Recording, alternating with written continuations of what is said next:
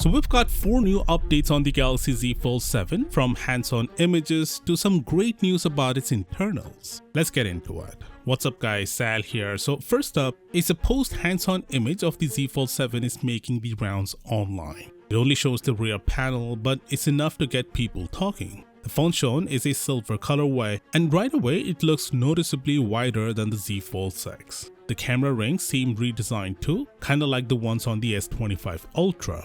The flash has been moved down a bit and the entire camera module looks bulkier. But here's the real question. Are we looking at the actual device, or is this just a slick Photoshop job?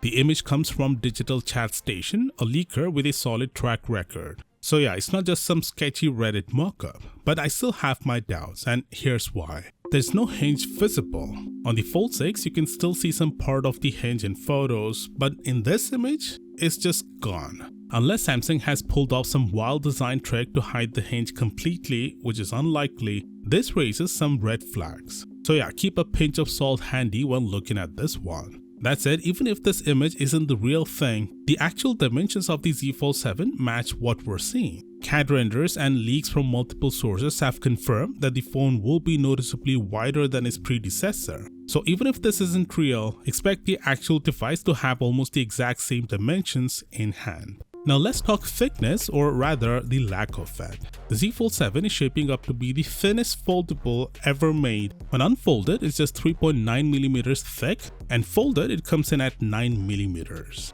Now you might be thinking, wait, shouldn't it be 7.8mm if it just folds in half? Well, good question. And here's why the math doesn't quite add up.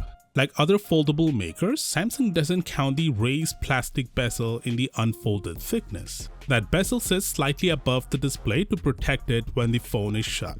When folded, the bezel becomes part of the thickness measurement because you can't ignore it at that point. That's why the numbers don't line up perfectly. Some leakers like OnLeaks have been calling out Samsung, saying they're fudging the numbers. Personally, I think that's a bit dramatic, because the plastic bezel they're excluding is just a tiny part of the whole phone, like how we don't count the camera bump when measuring regular phones. It's the same logic. The industry standard has always been to measure the core body of the phone, not the add-ons or trim pieces, whether that's a camera bump, a lens ring, or in this case, a thin plastic border. So yeah, call Samsung out if they do something shady, but this ain't it.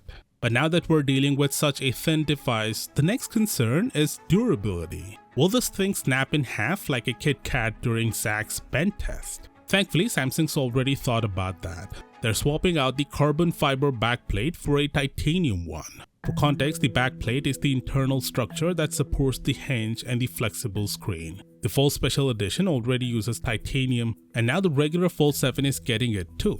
That's a good move. It should help maintain structural integrity despite the thinner profile. Now, does that mean the entire frame is made of titanium? We don't know that yet. Personally, I'd love to see it. Titanium is not just strong, it's way better at resisting dents and dings if you drop your phone. Here's hoping Samsung goes all in. Now let's move on to the SPEN. South Korea's website, The Elect, confirms that Samsung is introducing a brand new SPEN with the Fold 7. This time it won't need a digitizer built into the display. Instead, the pen has its own internal components to track tip position, kinda like Apple's Pencil. And yeah, that means you'll need to charge it. But here's where it gets interesting. Since the new S Pen doesn't rely on digitizer, it should, in theory, work on the outer display too. That's something Fold users have been asking for since the Fold 3. If Samsung pulls it off, it will be a big win for usability. But of course, this is Samsung we're talking about.